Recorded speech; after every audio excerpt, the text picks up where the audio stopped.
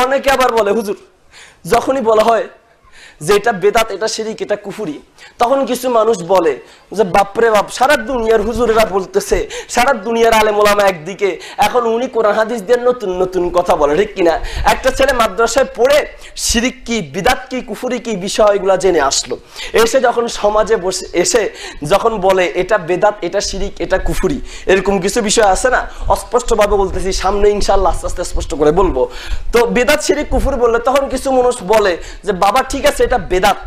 ঠিক আছে এটা বেদাত কিন্তু 10 জনে যে করে ফরজ নামাজের পরে সম্মিলিত মুনাজাতের কথা হাদিসে নাই ধরলাম এটা বেদাত কিন্তু 10 জনে চায় সবার মনের আকাঙ্ক্ষা তুমি সবার সাথে একটু ভাইল দিয়া চলো কথা ঠিক কিনা একটু একমতের সাথে চলো ঠিক কিনা ওই ছেলেটারে দমাইয়া দেখো বাবা তুমি ছোট মানুষ কোরআন হাদিসে নাই ঠিক আছে সবাই যখন চায় একটু করেই দাও না ঠিক কিনা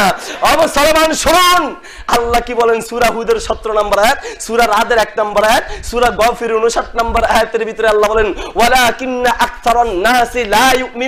এই পৃথিবীর বুকে বেশিরভাগ মানুষ পাবে যারা ঈমান আনে নাই ঈমান নাই ঈমানদার নয় ঈমানের পথে নাই দ্বীনের পথে নাই কোরআন সুন্নাহর পথে নাই এমন মানুষের সংখ্যাই বেশি হবে ঠিক কিনা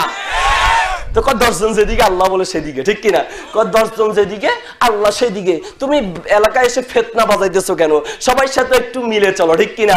মুসলমান আপনার এই সূত্র যদি মুহাম্মদুর রাসূলুল্লাহ সাল্লাল্লাহু আলাইহি ওয়াসাল্লাম মানতেন আপনার পর্যন্ত ইসলাম আসতো না রাসূল যদি ভাবতেন আমি দ্বীনের দাওয়াত দিচ্ছি আমার পরিবারের লোক আমার এলাকার লোক আমার আত্মীয় আমার স্বজন আমার বন্ধুরা আমি রাসূলের বিরোধিতা করছে আঘাতে আঘাতে জর্জরিত করছে সাহাবায়ে কেরাম যদি চিন্তা করতেন হায় এই দ্বীনের দাওয়াত দেওয়ার কারণে ঘর ছাড়া হচ্ছে ঘর বাড়ি ছাড়তে হচ্ছে আহা পাড়া প্রতিবেশী ছাড়তে হচ্ছে এলাকা ছেড়ে দিতে হচ্ছে দেশ ছাড়া হতে হচ্ছে কেন